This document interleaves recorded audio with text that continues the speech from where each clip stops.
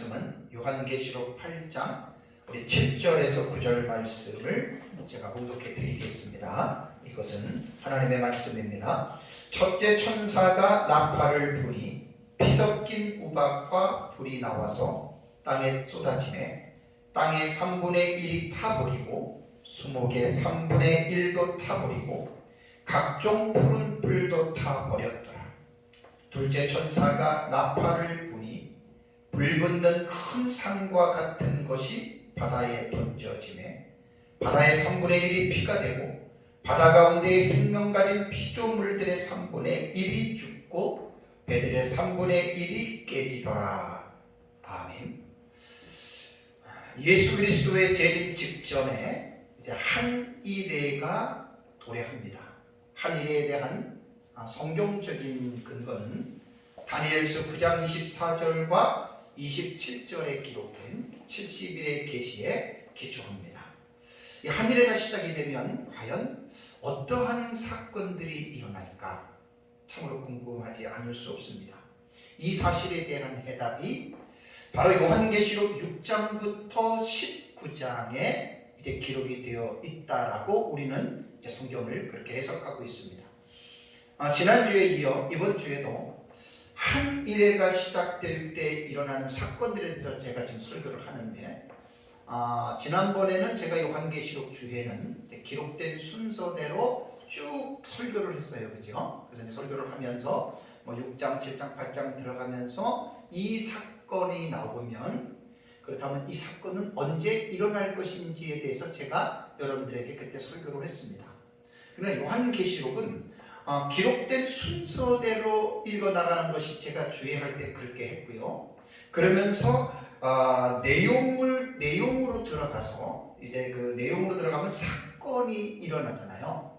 그럼 그 사건이 육하 원칙 속에서 우리가 항상 성경은 그렇게 해석할 수 있는 것은 가장 기본적인 지식입니다.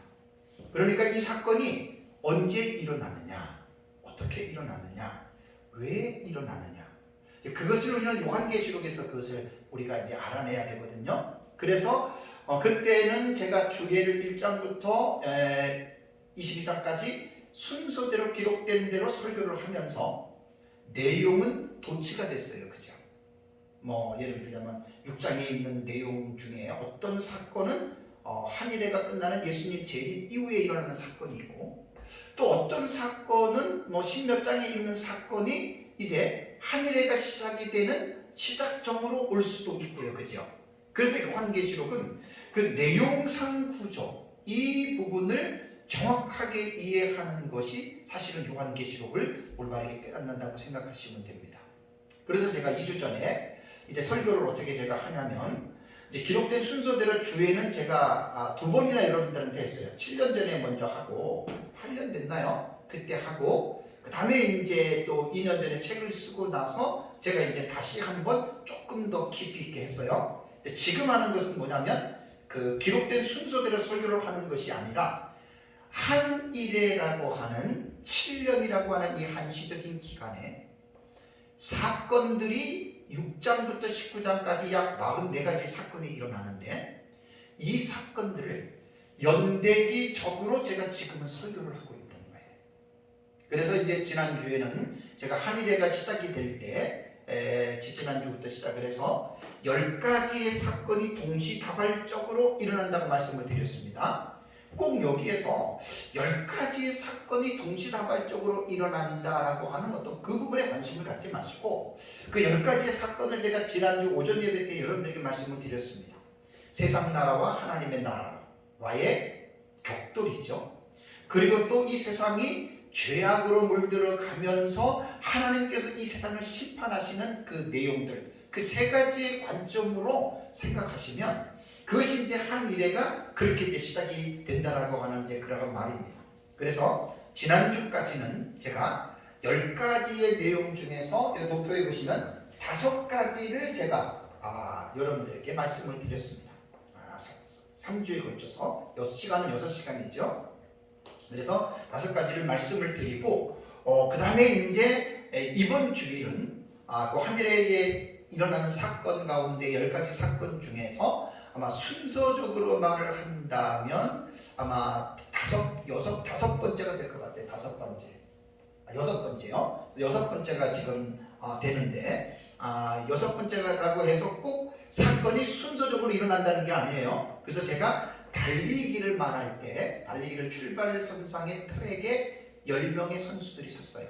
1번 레인, 2번 레인, 5, 6, 7, 8, 9, 10 레인. 그러니까 그 똑같은 스타트 라인에 선 거죠. 10명이. 그래서 이제 심판의 출발의 그 신호에 따라서 10명이 동시에 출발하는 그러한 차원으로 여러분들이 이해를 하시면 됩니다. 그래서 이제 지난주에는 제가 일곱째 인에 대해서 말씀을 드렸는데 일곱째 인은 상당히 특이하잖아요. 그죠? 그러니까 다른 내용인들은 다 하나의 독특한 독자적인 사건을 가지고 있어요. 독자적인 사건을 가지고 있는데 일곱째 인은 계시의 독자적인 사건이 없고 다음 단계에 일어나는 일곱 시리즈인 일곱 나팔의 계시를 서막으로 보여준 것이라고 여러분들에게 말씀을 드렸습니다. 그래서 일곱 나팔을 가진 천사가 이제 일곱째 인 안에 보여줬다는 그러한 말입니다. 그러면서 이제 결국 일곱째 인은 일곱 나팔의 계시이고 또 일곱 나팔의 계시도 일곱 번째 나팔도 일곱인과 똑같은 구조예요. 독자적인 사건을 가지고 있지 않아요. 그런데 일곱째 나팔도 다음번에 나타나는 일곱 시리즈인 일곱 대접의 계시가 일곱째 나팔 안에 포함이 되어 있죠. 그러니까 요한계시록을 먼저 공부할 때 기록된 순서로 볼 때에는 인 시리즈와 나팔 시리즈와 대접 시리즈가 일곱인 시리즈 세 가지가 요한계시록의 주축을 이루는 내용입니다. 그래서 일곱 번째 인이 일곱 나팔로 전개가 되고 일곱 번째 나팔이 일곱 대접으로 전개가 된다. 그러니까 일곱 대접, 일곱 나팔은 어디에 예속이 되어 있어요? 일곱 번째 인에 속해 있는 거예요. 그 휘하에 있는 거예요. 그래서 이제 일곱째 인을 도표해 보시면 총문계시라고 말씀을 한 겁니다. 그러니까 계시록 5장에 나오는 보좌에 앉으신 이의 오른손에 일곱 인으로 봉인된 두루마리가 있었죠. 그 계시가 5장에 보여준 그 계시가 다 6장부터 그 내용이 전부 다 연결되고 연계성이 있는 그러한 내용이라고 하는 것을 기억해야 됩니다. 그래서 이제 형식상 구조로 볼 때에는 일곱 인이 결국은 총론 계시가 되고 그 다음에 이제 일곱 나팔과 일곱 대접은 일곱 인에 연결되어서 그래서 제가 도표에는 연결 계시라고 했고 그 나머지 이것이 세 가지 일곱 시리즈가 본경이라고 그랬어요. 본경 사이사이에 들어가는 삽입 계시들을 제가 막간 계시라고 얘기를 했는데 도표에는 연관된 계시다라고 용어만 잠깐 다르게 설명을 했습니다. 내용은 다 똑같은 이제 그러한 내용입니다. 그러면 이제 오늘 그 일곱 번째 인을 지난번에 제가 소개를 할 때 여섯 번째 인 다음에 일곱 번째 인입니다. 이것은 이제 자서적으로 사고를 하는 사람들에게는 6다음에 7이니까 당연히 일곱 번째 인 이렇게 되면 여섯 번째 인이 사건이 일어난 다음에 일어나는 것이 아닐까라고 사람들은 추측을 하잖아요. 근데 여섯째 인이 뭐죠? 여섯 번째 인은 지구 멸망에 계십니다. 그러면 지구 멸망에 계시기 때문에 이 세상이 불심판을 받고 멸망하고 그 다음에 나팔 계시가 그러면 일어날 것인가? 그건 아니라는 거예요. 그래서 요한계시록을 연구하다 보면 이 사이클이 있어요. 한 일회라고 하는 한 그 주기라고 하죠. 그 사이클이 있는데 한 순환이라고 해요. 순환주기 돌아가는 거예요. 그런데 요한계시록 6장부터 19장을 보면은 놀랍게도 한 일회에 대한 계시가 두 번 순환을 해요. 그러니까 투 사이클의 구조로 되어 있어요. 그래서 이제 첫 번째에서 여섯째 인이 한 일회를 한 번 순환적으로 한 주기를 돌죠. 그죠? 그 다음에 일곱 번째 인이 일곱 나팔이잖아요. 그래서 일곱 나팔과 일곱 대접을 통해서 다시 한 이레가 두 번째의 순환을 하는 거예요. 참 놀라운 일입니다. 그래서 성경을 연구하다 보면 이제 저 도표를 보면은 도표 속에서 그렇게 일어나는 것에 대해서 우리는 충분히 이제 알 수가 있습니다. 자, 그럼 오늘은 이제 일곱 나팔 계시 이제 들어갈 거예요. 그러니까 일곱째 인, 지난주에 설명을 했는데 일곱째 인은 곧 일곱 나팔이다 이렇게 생각하시면 됩니다. 그러면 이제 인 시리즈는 제가 순서적으로는 안 했어요. 지금 이제 첫 번째 인하고 셋째 인하고 넷째 인하고 일곱째 인만 했고, 그 다음에 둘째 인과 다섯째 인과 여섯째 인은 이제 뒤로 넘어가는 거예요. 뒤로 넘어가기 때문에 그때 여러분들에게 자세하게 하는 걸로 하고, 자, 그러면 이제 일곱 나팔 이제 계시를 지금 들어가는데, 먼저 그 서론적으로 일곱 나팔 계시를 해석하는 유형이 있어요. 물론 요한계시록이 다 똑같지만, 자, 그러면 제가 지난번에 한 2달 정도에 걸쳐서 요한계시록 독법을 2달 넘게 했어요. 그죠? 20시간을 제가 여러분들에게 요한계시록에 대한 독법을 제가 설교를 했습니다. 자, 그러면 요한계시록 독법에 따라서 나팔계시도 어떻게 해석을 해야 되냐면, 해석학적인 구조로 이제 이 나팔계시도 우리가 접근을 해야 되거든요. 자, 그러면 해석학적인 접근에는 제가 3가지 있다고 했잖아요. 첫 번째는 뭐냐면 텍스트를 보는데, 첫째 나팔에서 7번째 나팔까지를 문자로 봐야 되느냐 아니면 상징으로 봐야 되느냐, 이것을 먼저 결정하셔야 돼요. 그래서 문자로 보는 것과 상징으로 보는 것은 하늘과 땅 차이로 해석이 달라지는 거예요.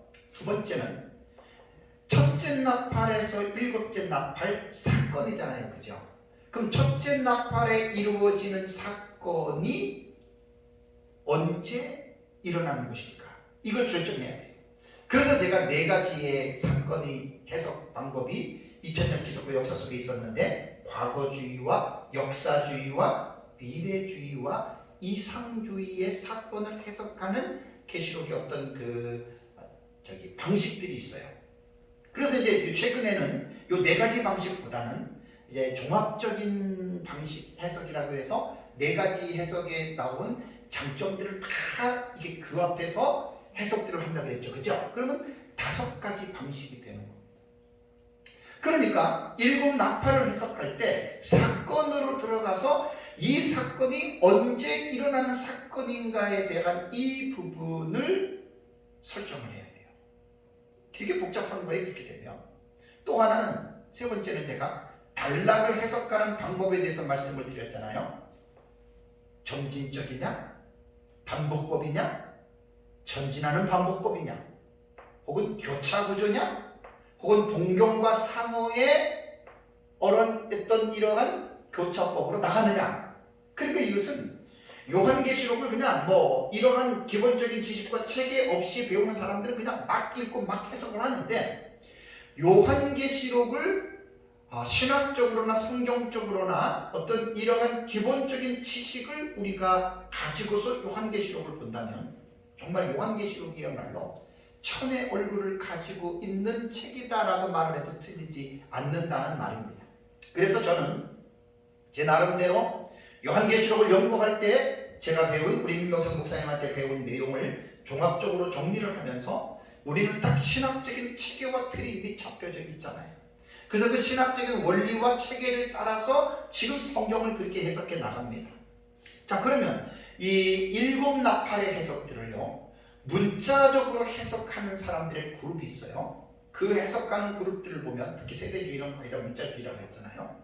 그러면 이제 하나하나 이제 앞으로 그 넷째 나팔까지는 오늘 할 거예요. 오늘 첫째, 둘째를 오전, 셋째, 넷째를 오후에 보는데, 이 첫째에서 넷째에 나타나는 이 해석만 보더라도 문자적인 해석을 보면 자연적으로 나타나는 재앙으로 봅니다. 자연적으로 나타나는 재앙. 그래서 이제 그 스웨테라고 하는 학자는 첫 번째에서 4번째 심판은 인간을 향한 것이 아닌 자연계에 집중이 되고, 다음에 5에서 6, 7번째 나팔은 이제 인간을 향해서 심판이 발생한다라고 이렇게 스웨터라고 하는 학자는 이제 그 7가지에 대한 납판에 대해서 이야기를 하는데, 저는 이렇게 보는 견해가 달라요. 저는 자연을 향하고 인간을 향한 게 아니라 텍스트를 어떻게 보느냐에 따라서 우리는 7나팔 모두가 자연으로 표현되어져 있지만 결국은 인간 세상에 이 심판이 자행된다라고 저는 그렇게 믿습니다. 다음에 두 번째, 랑게라고 하는 신학자의 그 주장을 보면 상징의 해석을 말합니다. 그러니까 첫째에서 7째 나팔을 다 이제 상징으로 하는데, 이 랑게의 주장에 의하면 이 나팔이라고 하는 것 자체가 전쟁을 위해서 군인들을 경고하고 소집할 때에 나팔을 분다. 그러니까 이 나팔은 바로 상징으로 해석해야 된다라고 이렇게 이야기를 합니다. 그래서 이제 이것은 교회가 세상과의 영적인 전쟁이 일어나는데, 그 영적인 전쟁을 경고하기 위해서 나팔 계시를 하나님이 주셨다라고 랑게는 그렇게 이야기를 하는데, 그냥 일종의 그냥 이렇게도 보는 것이 있겠구나라고 여러분 이해를 하면 됩니다. 그러니까 이제 중요한 것은 뭐냐면, 첫 번째 말씀드린 것은 문자적으로 다 보는 것과, 또 두 번째는 상징으로 다 보는 것과 이런 차이가 있다라고 하는 말입니다. 세 번째는 상징과 문자를 병행합니다. 예를 들자면 첫째와 둘째는 전쟁으로, 그 다음에 문자적으로 본다는 거예요. 다음에 셋째와 넷째는 상징으로 해석하는 유형이 있고, 그 다음에 또 상징과 문자의 그 병행하는 해석법에서는 둘째는 첫째에서 넷째 나팔을 상징으로 보고, 다섯째에서 7째 나팔을 문자적인 의미로 병행하는 경우가 있어요. 사실 저는 이 마지막 부분의 해석을 저는 따르고 있습니다. 그래서 우리는 역사적 전천년의 신학의 기초가 처음에도 말씀드린 대로 70일의 계시에 우리는 종말론의 신학적 기초를 둔다 그랬어요. 그래서 70일의 계시에서 나머지 한 일회가 남았는데, 그 나머지 한 일회는 과거에 이루어진 사실이 아니고 예수님 재림 직전에 이 세상에서 그 사건이 일어날 것이다. 이것이 제가 보는 요한계시록 신학의 기초예요.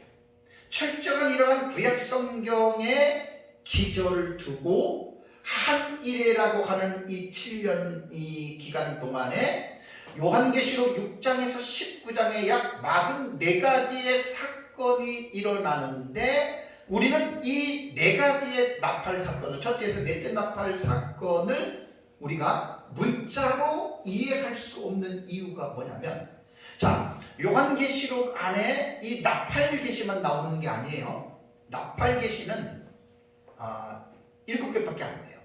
근데 요한계시록 6장부터 22장까지는 51가지 사건이 나온다 그랬어요. 그러면 그 사건들을 조화스럽게 해석을 해야 되거든요. 그러니까 전체적인 어떤 윤곽과 전체적인 맥락을 무시하고 어느 한 사건에 집중적으로 치우치게 되면 전체를 보는 구도에서 깨어지게 돼 있어요. 자, 예를 들자면 우리는 한일의 7년이잖아요. 그럼 7년 안에 6장에서 19장까지를 44가지의 사건이라고 했는데, 그 사건들이 조화를 이루어서 일목요연하게 그것이 7년 안에 해석들이 되어야지, 그러한 어떤 그 조화스럽지 못하고 어떤 몇 가지의 사건을 가지고 지나치게 확대해서 해석을 하면, 무천년이나 역사주의 해석을 따르는 사람들은 신약시대 전체로 2000년이 넘는 기간을 요한계시록에 대한 사건을 두니까 그런 분들은 괜찮아요. 2000년 동안에 요한계시록에 나타나는 예를 들면 52가지 6장에서 20장까지 52가지 사건을 초대교회 때부터 재림 때까지 쭉 늘리면 그것은 시간 간격이 너무나 크기 때문에 괜찮은데, 우리가 해석하는 이 철저한 미래주의 해석법은 7년이라고 하는 짧은 시간입니다. 그러니까 그 짧은 시간 안에 이 44가지의 사건을 정말 체계적으로 정리한다고 하는 것도 여러분 결코 이건 쉬운 일이 아닙니다. 그래서 첫째에서 넷째 나팔을 문자 그대로 해석을 한다면, 이제 각 나팔에 대한 해석은 이제 시간에 맞춰서 제가 설교를 합니다. 그렇다면 우리가 지금 살고 있는 이 지구 하나 가지고는 부족하다. 이것을 이제 민병선 목사님이 그 부분을 주장하는데 상당히 저는 일리가 있다고 봅니다. 왜냐하면 우리가 해석하는 신학적인 체계는 한 일이라고 하는 7년 안에 일어나는 사건으로 보는데 44가지의 사건을 쭉 연구를 하다 보면 이 엄청난 사건들이 나와요. 그러니까 첫째 나팔에서 넷째 나팔의 사건을 문자적으로 해석하면 하늘, 그 다음에 땅, 그 다음에 바다 이런데 3분의 1 자체가 엄청나게 파괴가 되잖아요. 그래서 이제 우리는 이런 부분들을 이제 공감할 수가 없다라고 하는 이제 그러한 이제 말입니다. 그 다음에 역사주의 해석은 이미 예수님, 그러니까 그 요한계시록이 기록될 때부터 예수님 재림 때까지 쭉 늘려서 보는 해석, 사건에 대한 해석이 역사적 해석법이잖아요. 역사주의 해석법들은 첫째에서 여섯째 나팔 다 주후 400년에서 주후 1453년까지 다 이루어진 것으로 역사주의 해석은 일어나는데 이거는 제가 생략을 하도록 하겠습니다. 그러면 이제 첫째 나팔에 대한 해석을 보겠습니다. 자, 8장 7절을 보시면 첫째 천사가 나팔을 부니 피 섞인 우박과 불이 나와서 땅에 쏟아지네 땅의 3분의 1이 타버리고 수목의 3분의 1도 타버리고 각종 푸른 풀도 타버렸더라. 자, 첫째 나팔이 불렸습니다. 피 섞인 우박과 불이 나왔다. 일종의 문장을 볼 때는 심판이죠. 재앙이죠. 구약 성경을 보면 여기 보면 피 섞인 우박과 불이라고 했는데 구약 성경을 보면 우박에 대한 묘사가 나오는 성경 구절들이 있습니다. 이 우박은 하나님의 심판을 묘사할 때 우박이 등장합니다. 출애굽기 9장 13절에서 35절, 여호수아 10장 11절, 욥기 38장 22절에서 그 다음에 20몇 절인가요? 그 다음에 이사야 30장 30절, 그 다음에 에스겔 13장 13절, 그 다음에 학개서 2장 17절 이하 등등을 보면 하나님이 심판할 때 하늘에서 우박을 내리는 그러한 내용들이 나옵니다. 그런데 오늘 첫째 나팔, 첫째 천사가 나팔을 불 때 나타나는 이 우박은 우박만 독립적으로 사용되는 것이 아니라 잘 보시면 피가 섞여 있는 우박과 그 다음에 불과 함께 동시에 이것이 사용이 되는 거예요.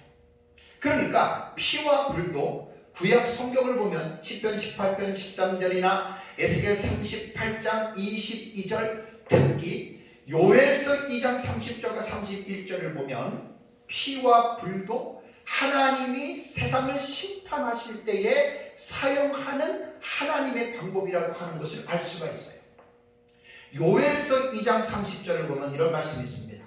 내가 이적을 하늘과 땅에 베풀리니, 어떻게 베푸냐면 곧 피와 불과 연기 기둥이라고 하는 말씀이 요엘서 2장 30절에 있습니다. 그러니까 피, 불, 우박, 이것은 다 하나님께서 세상을 심판하실 때 사용하시는 하나님의 심판의 한 방법이다라고 하는 것을 우리는 알 수가 있습니다.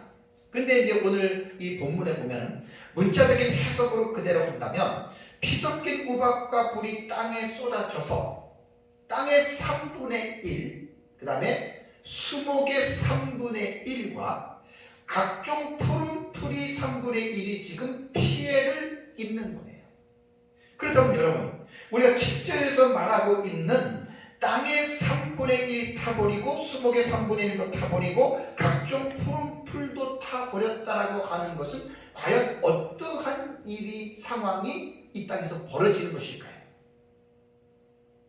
그래서 문자적인 해석을 따르는 사람들 가운데에 일부는 이것은 전쟁을 통해서 세상이 입게 될 피해라고 이렇게 주의를 합니다. 아까도 제가 말씀드린 대로 이 요한계시록은요, 이 첫째 나팔, 둘째 나팔, 셋째 나팔, 넷째 나팔이 있는 게 아니에요. 당장 6번째 나팔로 가면 유브라데의 전쟁의 계시가 나와요. 둘째 인의 계시도 이제 제가 설교하겠지만 붉은만은 전쟁에 대한 계시거든요. 그러면 한 일회의 7년 동안에 전쟁이 몇 몇십 번 일어나는 것도 아니에요. 짧은 기간이에요. 7년이면. 그러니까 계시를 해석을 할 때 6장부터 19장의 44가지의 사건을 무조건 해석을 하는 것이 아니라 전체적인 윤곽과 기준을 우리는 무시해서는 안 되겠다는 거예요. 그래서 이제 다른 사건들과 비교해 볼 때 첫째 나팔과 둘째 나팔, 셋째 나팔, 넷째 나팔은 문자 그대로 해석을 하면 최소한의 지구의 3분의 1이 거의 쑥대밭이 되고 맙니다. 그럼 도대체 이 사건이 언제 일어날 것인가? 그러니까 이제 우리는 한일의 7년 안에 이것이 한일회가 시작되는 출발점에 이 사건이 일어나는 것으로 보거든요. 첫째, 둘째, 셋째, 넷째 나팔이. 그래서 이것을 문자적으로 우리는 해석을 하지 아니하고 상징으로 이 네 나팔을 우리가 이제 해석을 하는데, 그렇다면 본문에 나타난 피 섞인 우박과 불이 땅에 떨어져서 이 땅에 큰 엄청난 그러한 재앙이 일어나잖아요. 그렇다면 피 섞인 우박과 불은 무엇을 상징하는 것일까? 물론 아까 전쟁을 말하는 사람들도 이 피 섞인 우박과 불을 전쟁으로서의 상징으로 보기는 하지만, 또 이제 자연적으로 보는 사람들은 소돔과 고모라 때의 그 유황과 불이 떨어지거나 막 그렇게 해석을 하겠지만, 우리는 문자적으로는 안 본다 그랬어요. 그렇다면 피 섞인 우박과 불은 무엇을 상징하는가? 이게 이제 성경 해석에서 답이 나와야 돼요. 세상은 이제 하나님의 심판을 받잖아요. 그럼 왜 이 세상이 예수 그리스도의 재림 이후에 하나님의 심판을 받는가? 이유가 있습니다. 원인이 있습니다. 그래서 예수님 재림한 이후에 이 세상이 하나님의 심판을 받는 것은 심판을 받게 만드는 원흉이 있어요. 그 장본인이에요. 세상이 심판을 받게 만드는 원흉이 있는데, 그 자가 바로 누구냐면 적그리스도입니다. 요한계시록을 볼 때 우리가 적그리스도에 대한 계시가 되게 중요합니다. 이 사탄의 편에서 악의 세계 속에서는 사실은 적그리스도가 절대적인 영향력을 미치죠. 그래서 여기에서 피 섞인 우박과 불은 한일의 그 어떤 전체적인 이 세상에 대한 이 부분들을 이끌어 나갈 그 자가 바로 누구냐면은 바로 적그리스도라는 거예요. 적그리스도는 제가 계속해서 여러분들에게 자주 설교를 했기 때문에 결국은 이 적그리스도의 등장으로 말미암아 온 세상이 피해를 입는 거예요. 지난주에 제가 넷째인 설교를 했죠. 넷째인의 청황색말을 탄 자의 이름이 나라투스예요. 사망이에요. 그 사망의 그 청황색말을 뒤따르는 세력이 음부, 하데스예요. 음부는 지옥의 세력이에요. 그러니까 이 세상에서 많은 사람들을 죽이고 지옥으로 끌고 가는 그 존재가 누구냐는 거예요. 물론 영적인 면으로서는 사탄이지만, 사탄이 42달 동안 그에게 엄청난 보좌와 권세를 주죠. 그 자가 바로 적그리스도라고 하는 사람입니다. 그래서 피 섞인 우박과 불은 바로 심판을 받게 만드는 원흉이 바로 적그리스도다라고 생각을 하면 됩니다. 자, 7절 9반절을 보시면, 자, 이 피 섞인 우박이 피 섞인 우박과 불이 땅에 쏟아졌어요. 그죠? 땅에 쏟아짐에 어떤 결과가 나타나죠? 땅의 3분의 1이 타버립니다. 수목의 3분의 1도 타버리고 각종 푸른 불도 타버렸다. 결과가 그렇게 돼요. 피 섞인 우박과 불로 인해서 이 땅의 3분의 1이 타버렸다라고 하는 말은, 결론은 아까 피 섞인 우박과 불은 적그리스도라고 얘기했습니다. 그러니까 적그리스도가 이 역사 세계 속에서 등장을 해서 많은 사람들에게 피해를 입힌다는 거예요. 그 피해는 말로 못하죠. 넷째 일에서 말한 것처럼 자기가 하나님이라고 사람들 앞에 드러나게 되고, 많은 사람들이 적그리스도를 하나님으로 믿다가 지옥을 가는데, 이제 이 적그리스도가 한일회가 시작이 되면서 등장함으로 말미암아 이 세상에는 3분의 1 정도의 피해를 입는다. 물론 여기에는 세상은 당연히 들어가고 교회도 여기에 분명한 피해를 받는다라고 하는 것을 여러분들이 꼭 기억을 하셔야 됩니다. 구약 성경과 신약 성경에 적그리스도에 대한 계시가 참 많이 나옵니다. 제 책에 보면은 다니엘서의 적그리스도 인물을 묘사한 것이 8번 나와요. 8번. 요거는 제 책의 계시록 13장 1절 주해를 보면 신구약 성경에 나타난 적그리스도에 대한 묘사에 대한 도표를 보면 상세하게 제가 기술을 해놨습니다. 그래서 구약 성경에는 다니엘서를 보면 적그리스도에 대한 묘사가 8번 나오고, 그 다음에 신약 성경에서 예수님의 교훈과 사도 바울의 교훈, 사도 요한의 교훈을 보면은 최소 9가지 정도가 나옵니다. 그러면 이것만 합하더라도 구약 성경과 신약 성경에 적그리스도에 대해서 언급한 것이 17가지 이상이 된다는 이야기예요. 참 적그리스도는 이 구약적인 배경도 있고, 그 배경을 가지고 신약시대에 예수님 재림 직전에 단일 인물입니다. 안티크리스토스입니다.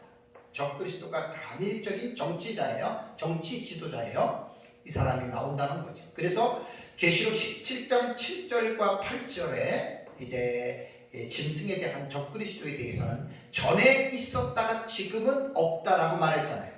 그래서 이 예수님 재림 직전에 나타나는 이 적그리스도는 전에 역사 세계에 존재했던 자로서 이제 다니엘서 8장을 가면은 작은 뿔로 묘사가 되는 안티오코스 4세 에피파네스가 됩니다. 그러한 자라. 그러니까 안티오코스 4세 에피파네스는 구약 시대의 적그리스도의 모형입니다. 그래서 신약 시대에는 그와 같은 자가 인류 역사 세계 속에서 등장을 해서 이제 세상 사람들로부터 하나님으로 숭배를 받고 하나님의 교회를 그렇게 핍박한다라고 하는 이제 그러한 말씀들을 이제 성경에는 기록을 하고 있습니다. 자, 그럼 이게 이제 첫째 나팔에 나타나는 내용이 바로 이제 이러한 내용이라는 것입니다. 첫째 나팔. 다음에 이제 둘째 나팔에 계시거든요. 8절과 9절을 보겠습니다. 8절과 9절을 보면 둘째 천사가 나팔을 보니 불붙는 큰 산과 같은 것이 바다에 던져지매 바다의 3분의 1이 피가 되고 바다 가운데 생명 가진 피조물을 더해 3분의 1이 죽고 배들의 3분의 1이 깨지더라. 자, 8절과 9절의 내용입니다. 자, 둘째 나팔을 제가 읽어드렸는데 이 계시의 이 내용을 보면은요, 첫째 나팔의 내용과 형식상으로나 내용상으로나 상당히 유사한 부분들이 있습니다. 흐름 자체가 그래요. 그래서 첫째 나팔과 둘째 나팔은 바늘과 실의 관계처럼 떼어질 수가 없어요. 이 넷째 나팔까지가 다 이렇게 지금 연결이 되어 있는 거예요. 네 나팔이.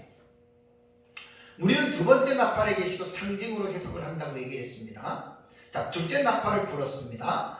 불붙는 큰 산과 같은 것이 바다에 던지우매. 자, 산의 크기가 얼마일까요?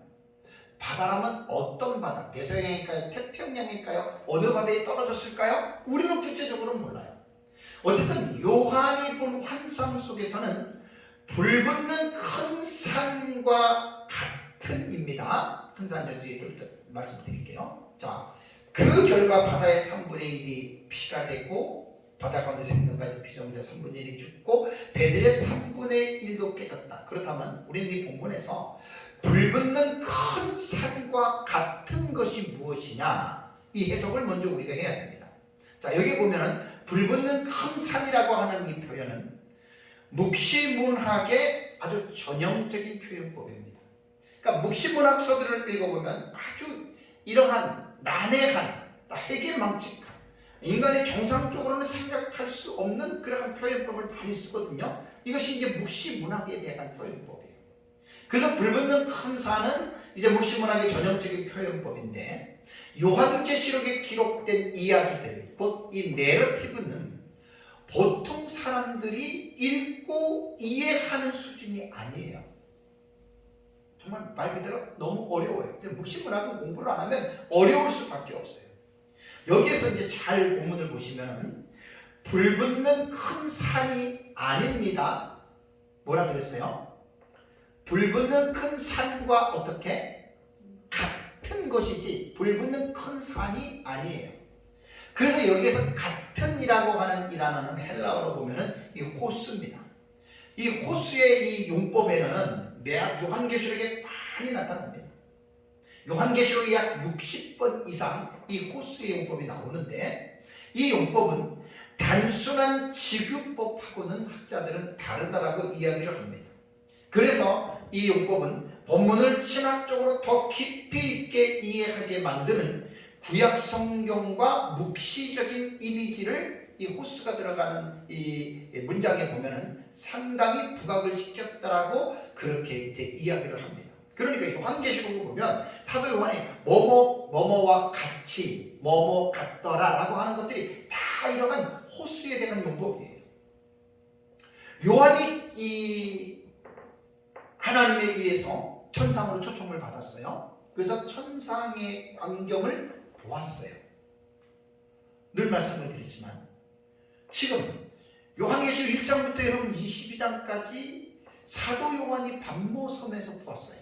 물론 4장에서 이리로 올라오라고 해서 요한의 영혼이 천국으로 끌어올려 가서 천상의 모습을 보았을 수도 있고, 안 그러면 반모섬 자체에서 하늘의 그 영적인 세계가 하나님이 열어주셔서 본 것일 수도 있습니다. 근데 4장 1절에서 이리로 올라오라라고 하는 표현을 볼 때는 아마 사도 요한이 육체는 반모섬에 있고 영혼이 하나님의 나라에 이끌려서 그 환상을 보았다라고 하는 것이 저는 더 옳을 것 같습니다. 그래서 사도 요한이 천상에서 말로 형용할 수 없는 그 엄청난 환상들을 들었고 보았다라는 말입니다. 그래서 그 듣고 본 것을 기록을 하면서 이 호수라고 하는 이 표현을 쓴 거예요. 둘째 천사 나팔도 불붙는 큰 산과 같은 호수란 말이에요. 그러니까 불붙는 큰 산이 아니에요. 이렇게 사도 요한이 지금 이 부분들을 지금 설명하고 있습니다. 그래서 이제 역사적 전천년 학자인 주경학자인 그랜트 오스본은 이렇게 말을 했습니다. 여기에서 말하는 이 호수는 아까 말씀드린 대로 직유법으로 생각해서는 안 된다. 그 직유법의 그 이상으로 더 깊은 의미가 있기 때문에 저는 요한계시록에서 사용한 우리가 그 성경을 읽으면서 단순히 뭐 문자적으로 상징적으로 그냥 읽어내서 되는 게 아니라 항상 성경은 우리가 어떻게 읽고 배워야 되냐면 성령의 감동과 조명이 가장 중요합니다. 그래서 성경을 읽을 때 우리가 기도하죠. 또 기도한 내용을 가지고 성경을 읽은 내용을 가지고 묵상하지요. 그 묵상하는 가운데에 성령께서 우리를 조명시켜 주시고 성령이 우리를 감동하세요.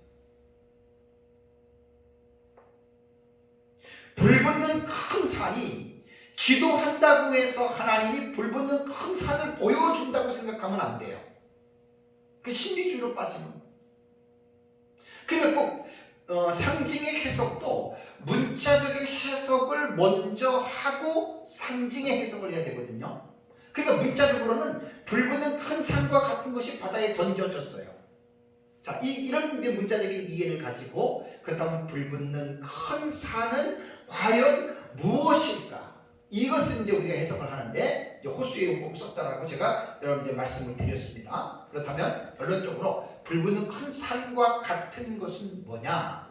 이것은 어떤 큰 나라를 상징한다라고 우리는 해석을 합니다.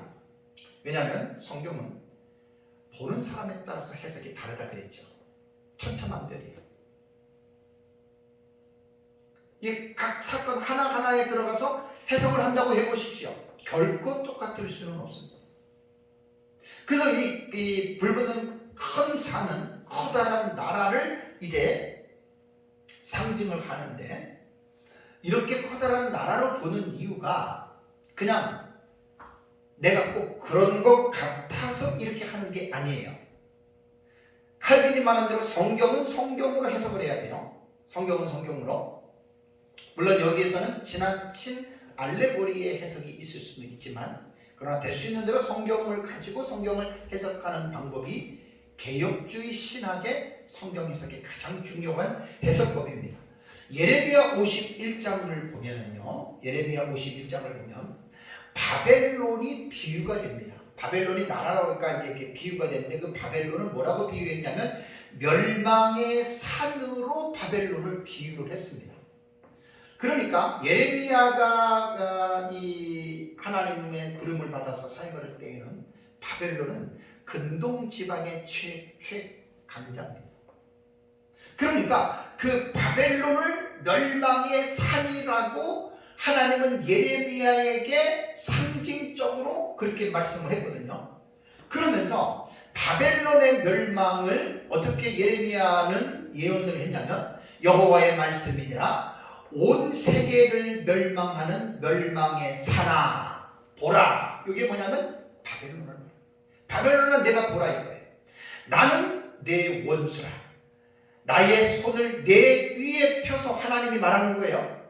너를 바위에 굴리고 너로 불이 탄 산이 되게 할 것이니 라고 예레미야 51장 25절에 하나님이 예레미야를 통해서 이런 예언을 했습니다. 그러니까 바벨론을 불탄 산으로 이제 상징적으로 비유한 것이죠. 그래서 여기에서 불붙는 큰 산은 무엇을 말을 하냐면 큰 나라를 말을 합니다. 그래서 조금 전에 첫째 나팔에 대해서 여러분들에게 말씀을 드릴 때, 피섞인 우박과 불은 이제 인류에게 엄청난 피해를 입히는 정치적인 세력인데, 그자가 바로 적그리스도라고 말을 했고요. 둘째 나팔에서 말하는 이 불붙는 큰 산과 같은 것은 큰 나라를 상징하는데, 적그리스도가 속해 있는 그 제국을 말합니다. 박유선 박사님 주석에 보면은 불붙는 큰 산은 예레미야의 예언서에서 적기독국 바벨론의 멸망을 가르친 것처럼, 여기서도 적기독국을 표상하지 않았다고 하기 어렵다고 박유선 박사님 주석을 했습니다. 그러니까 이 말은 뭐냐면, 불붙는 큰 산과 같은 것은 나라인데, 이 나라는 하나님을 대적하는 적기독의 나라이다라고 이렇게 말하는데, 그것이 틀리지 않다라고 이렇게 박유선 박사님이 이야기를 한 겁니다. 그러니까 둘째 나팔의 계시는 바로 적그리스도가 출현하는 제국인 이 요한계시록의 순서로 볼 때는 7번째 제국이 되는 거예요. 그죠? 성경에 보면 구약 성경에 짐승의 제국이 나오잖아요. 짐승의 제국이 첫 번째 짐승이 애국, 그 다음에 아수르, 그 다음에 바벨론, 그 다음이 메데와 바사, 그 다음이 헬라, 그 다음이 로마입니다. 종말론을 공부하려면 짐승 국가, 짐승 제국이 역대 짐승 제국에 대한 기본적인 이해를 가지고 있어야 되거든요. 그래서 애국부터 시작하면은 로마 제국까지 6개의 짐승 국가가 역사 세계 속에 존재했습니다. 그러면서 요한계시록 17장을 보면은 7머리 이야기를 하잖아요. 그죠? 그 7머리가 7나라예요. 그 7나라가 이제 5은 사도 요한 당시에 망했고, 하나는 있다라고 하는 것이 로마 제국이 있었고, 그 다음에 장차 앞으로 하나가 등장할 것이다. 그게 7번째 제국이란 말이에요. 그래서 둘째 나팔에 대한 이 계시는, 불붙는 큰 산과 같은 것이 바다에 던져지는 것은 바로 마지막 시대의 전 세계의 최대의 강대국, 그 강대국을 말합니다. 그 최고의 강대국에서 적그리스도가 출현하거든요. 그래서 다니엘서와 요한계시록을 우리가 공부할 때 이 적그리스도의 짐승 제국에 대한 이 분명한 이해를 여러분 우리가 이제 가지고 있어야 됩니다. 그러니까 둘째 나팔도요, 첫째 나팔과 마찬가지로 이제 이 불붙는 큰 산과 같은 이 제국이 이제 바다에 떨어졌다는 말은 세상에 등장한다라고 하는 말이거든요. 이 등장함으로 말미암아 결국은 주어지는 게 뭐냐면, 엄청난 그러한 파급의 효과를 가지고 온다라고 하는 사실. 다시 한번 요한계시록 17장을 우리 17장을 가보겠습니다. 우선 7장 다니엘서 7장을 먼저 봐야 돼요. 왜냐하면 다니엘서 7장에 나타나는 이 네 짐승이 이게 지금 큰 나라를 상징하는 거예요. 다니엘서 7장을 보니까 바벨론 벨사살 왕 원년에 다니엘이 그의 침상에 꿈을 꾸었다. 벨사살 왕 원년은 주전 553년경이 됩니다.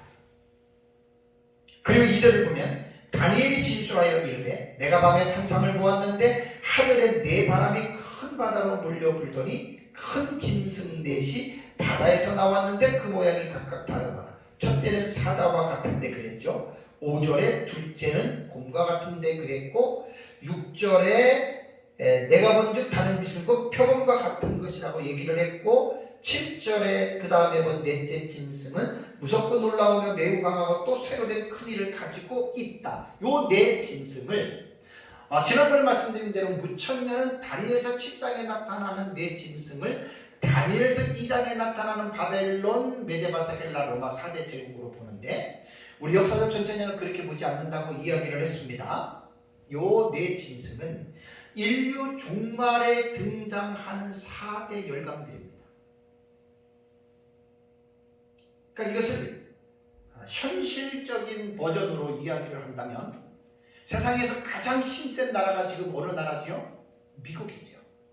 거기에 버금가는 나라가 G2하면 지금 중국이 상당히 부상했습니다. 러시아도 있습니다. 그 다음에 이제 EU도 지금 연합국가로 지금 출범을 해서 꽤 됐죠. EU가 출범한 지가 지금 한 60년, 70년 정도 됐죠. EU는 연합국가로서 그 EU도 계속해서 지금 막강한 힘을 지금 기르고 준비하고 있습니다. 그러니까 여기에서 말하는 다니엘서 7장에 나오는 네 짐승은 바로 그러한 4대 강대국을 말을 한다라고 하는 것입니다. 그러면 다니엘서 7장에서 네 짐승 중에서 가장 다니엘이 관심을 갖는 게 뭐냐면 여러분 이 네 번째 짐승입니다. 7절을 보세요. 7절을 보시면 내가 밤 환상 가운데 그 다음에 본 넷째 짐승은 무섭고 쭉 얘기를 나오다가 이 짐승은 7절에 뭐라고 그랬습니까? 전에 모든 짐승과 다르고 또 열뿔이 있더라. 이게 넷째 짐승인데 8절을 보시면 내가 그 뿔을 유심히 보는 중에 다른 작은 뿔이 그 사이에서 나더니 첫 번째 뿔 중에 셋이 그 앞에서 뿌리까지 뽑혔고 이 작은 뿔에는 사람의 눈 같은 눈들이 있고 또 입이 있어 큰 말을 하였더라 라는 말이 나오잖아요. 그러니까 네 짐승 중에서 다니엘이 관심을 갖고 다니엘이 부각시키는 짐승은 네 번째 짐승이에요. 그래서 네 번째 짐승은 열뿔이 있어요. 이것이 연합국가입니다. 열뿔은 열왕이니까. 그러니까 열왕이 통치하는 제국이라는 거예요. 그래서 우리는 이 계시를 분명하게 우리는 이해를 하고 있어야 됩니다. 자, 다니엘서 17장으로 가볼까요? 요한계시록 17장 가볼까요? 요한계시록 17장에서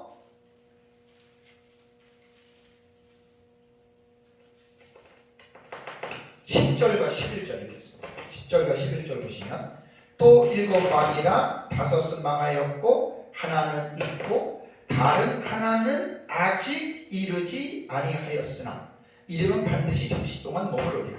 전에 있었다가 지금 없어진 짐승은 여덟째 왕이니 일곱 중에 속한 자라 그가 멸망으로 들어가리라 라고 이렇게 말을 했잖아요. 그죠? 그러니까 여기에 일곱 중에 속한 자라고 하는 말이 뭐냐면 일곱 왕, 일곱 머리예요. 여기에서 이제 일곱 왕은 일곱 제국입니다. 10절에 일곱 다섯은 망했다라고 하는 말이 다섯 제국이 망했다는 거예요. 사도 요한 당시에.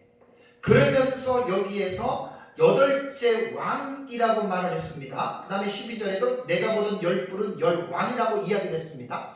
요 열뿔의 모티프가 아까 다니엘서 7장에 나타난 네 번째 짐승 열뿔을 말하는 거예요. 그 열왕이거든요. 그래서 결국은 이 다니엘서 7장에 말하는 무서운 처리를 가진 짐승은 인류 종말에 4대 열강 강대국이 등장을 하는 가운데에 그 4대국 강대국 중에서 네 번째 짐승이 셋째 짐승을 전부 다 이깁니다.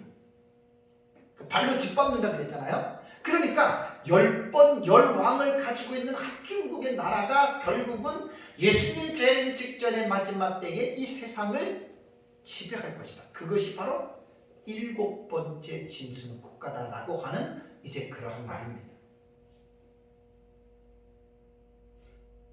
그러니까 우리가 지금 관심을 가져야 할 그 내용이 뭐냐면, 이제 예수님의 재림 때가 지금 가까워 오잖아요. 그죠?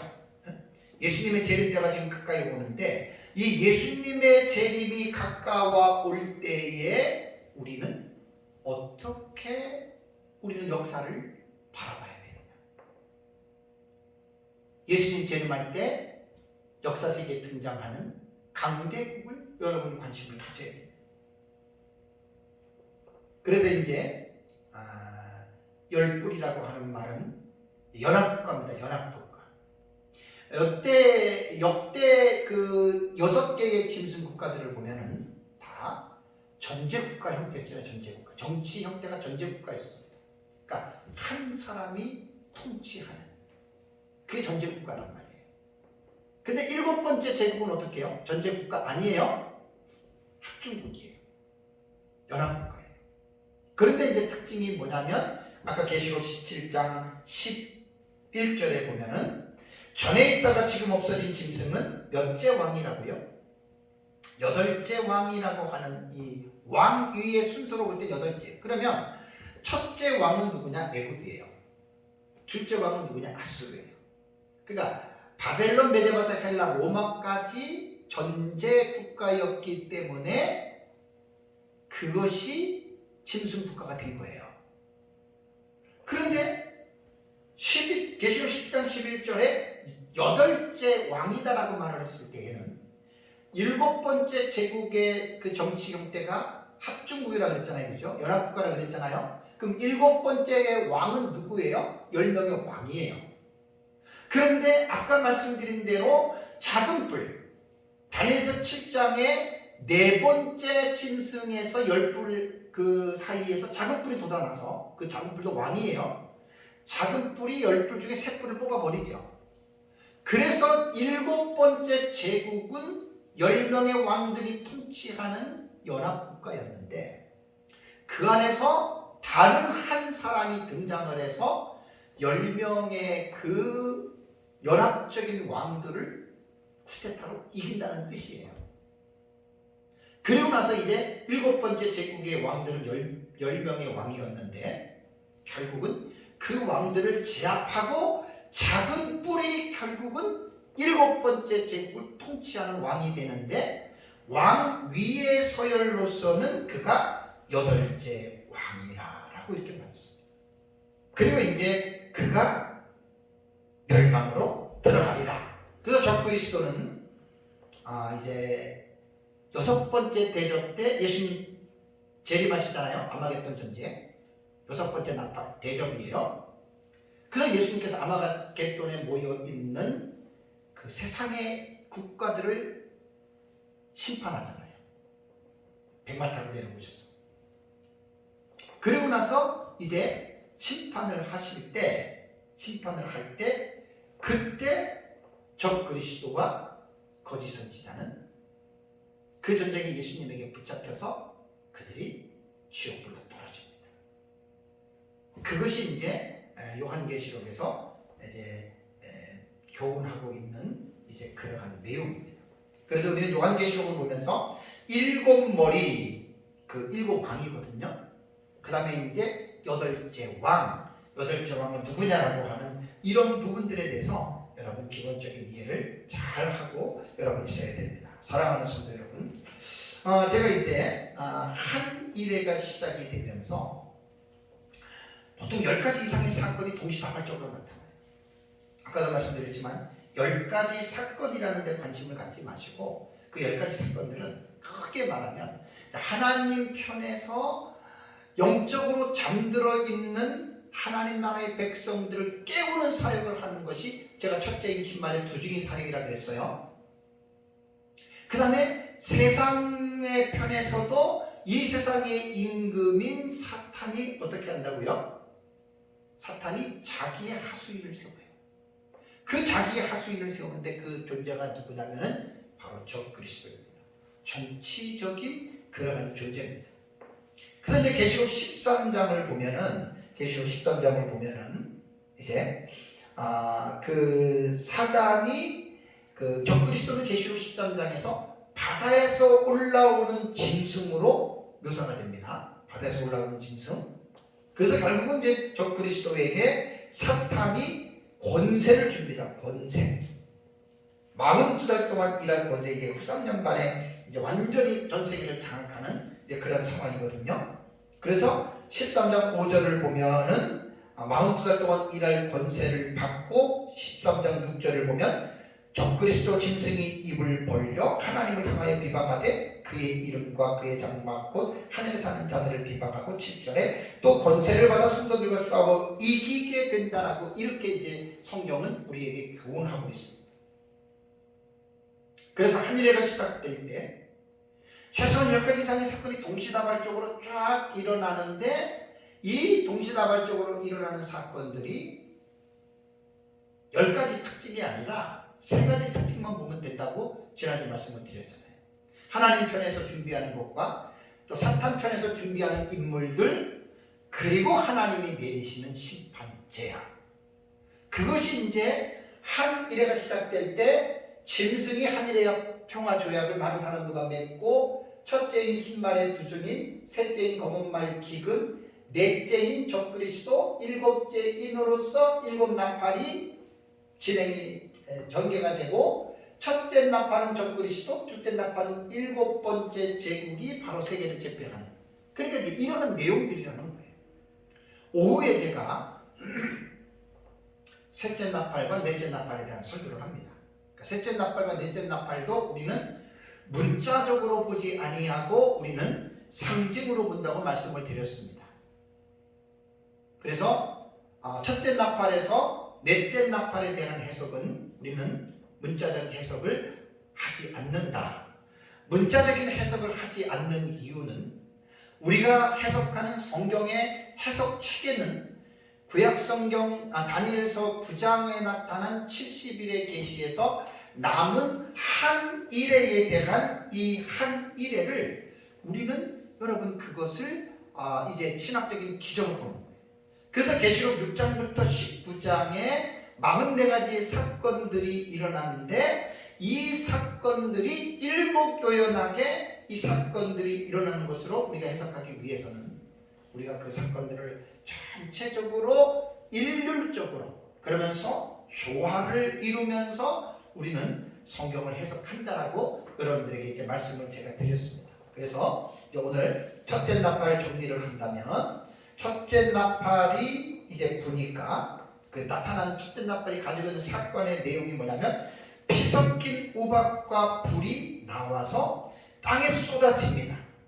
그리고 땅의 3분의 1이 타버리고 수목의 3분의 1도 타버리고 각종 푸른 풀도 타버렸더라. 그래서 우리는 상징으로 해석을 한다면 이 존재가 누구냐? 피 섞인 우박과 불이 땅에 떨어지는데 이 존재가 누구냐? 바로 적그리스도의 탄생, 적그리스도의 출생을 통해서 이 땅에 살고 있는 불신자뿐 아니라 그리스도 기독교까지도 3분의 1이 엄청난 피해를 입는다고 상징으로 해석한다고 얘기를 했고 다음에 둘째 천사가 나팔을 불 때 불붙는 큰 산과 같은 것이 바다에 던져졌다. 그래서 구약적인 성경 해석으로 볼 때 큰 산은 나라를 제가 의미한다라고 여러분들에게 말씀을 드렸습니다. 그래서 이제 나라가 이제 이 7번째 제국인 바로 적그리스도가 출현하는 바로 그 제국을 말한다.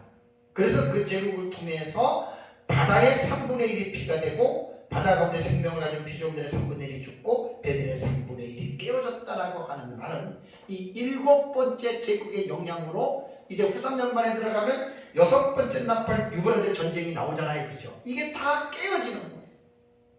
이게 다 바다에 대한 이런 것들 여러 가지로 우리가 해석을 볼 수가 있습니다. 어쨌든 오늘은 첫째 나팔과 둘째 나팔을 오전에 보았고요. 또 이 말씀을 잘 기억하시고 또 우리가 마지막 때 일어날 일들을 생각하며 늘 믿음으로 깨어서 승리하는 삶을 사시기를 주님의 이름으로 축원합니다.